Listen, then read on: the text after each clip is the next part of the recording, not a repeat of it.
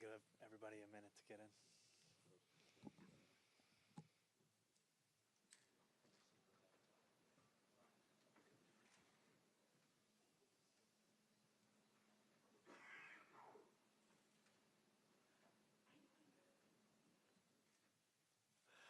All right.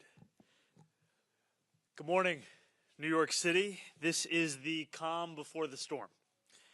Either late tomorrow evening or early Sunday morning, we are going to see snow start to begin to fall across our city. It will fall and then fall some more. And the forecasts don't always get it right, but what is being predicted right now, whether it's a foot of snow or even a little bit more, would be one of the biggest snowfalls that our city has seen in years. We haven't seen a foot of snowfall in quick succession since nearly 5 years ago. This weekend is going to be cold, it is going to be windy, and above all else, it is going to be a weekend where your city is prepared. Across every single level of government, we are working together to ensure that our streets are being kept clear, that New Yorkers are safeguarded, and that the most vulnerable among us are being connected with shelter. At 6 a.m. this morning, the Sanitation Department began brining our highways and major roadways. And for those unfamiliar, brining is a process where a salt and water solution is sprayed, making it much harder for snow to stick and for ice to form.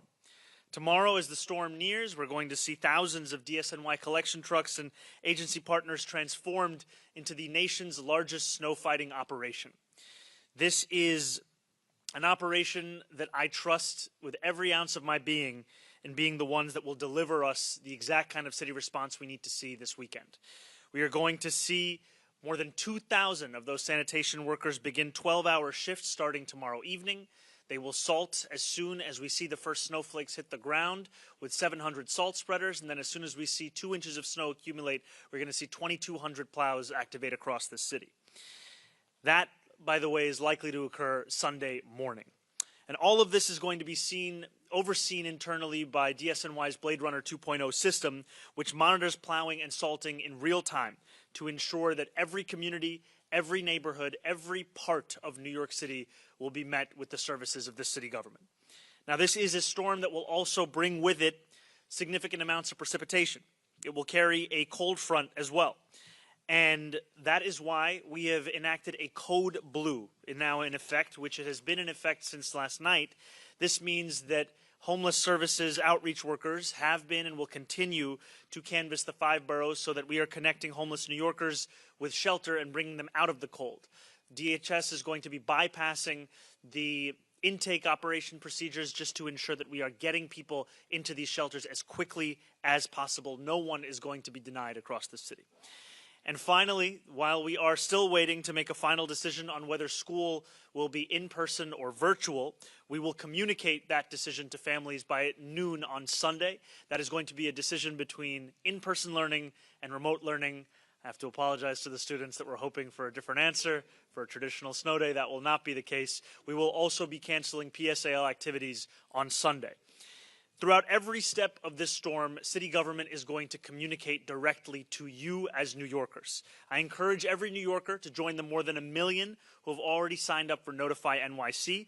You can do that by texting Notify NYC to 692-692. We will be sending you texts, updates, and alerts, and we will also regularly brief New Yorkers over the course of this weekend. And finally, I want to encourage New Yorkers to do their parts to stay safe this weekend. That is why we are issuing a hazardous travel advisory for Sunday and for Monday. So if you need groceries, if you need a new winter coat, if you need anything, frankly, that you are thinking about for this weekend, today is the day to make that trip. Because once the snow begins to fall, I want to encourage New Yorkers to do something that we don't often have the luxury of doing, which is to take a breath and stay home. Stay indoors, stay off the roads, watch the snow come down, watch the worst possible reality TV show you can find, and take some time away from the roads. Because while this is going to be a big storm, these are the kinds of challenges that New Yorkers and the hardworking men and women of New York City government overcome all the time. And it's a moment that this city is prepared to meet. So I ask once again to stay out of the elements and to know that the people alongside me and the hardworking men and women who are already hard at work across the city will be the ones to ensure that this is a storm that meets its match in the city. Thank you, and I'm now going to pass it over to our MTA CEO, Jenna Lieber. Thank you, Mayor, and I know some of us who dread reality TV are glad to know there's also football if it comes to that. But thank you for your leadership. And I've been in touch with Governor Hochul this morning. She's declared a statewide state of emergency. Obviously, the principal impacts of this pending storm are likely to be downstate, but she asked me to underscore the MTA will be operational this weekend. Obviously, we have detailed plans in place for storms like this to protect the network, to protect our riders, and to protect our employees. We pre-position a ton of equipment and personnel. I want to thank our workforce in advance.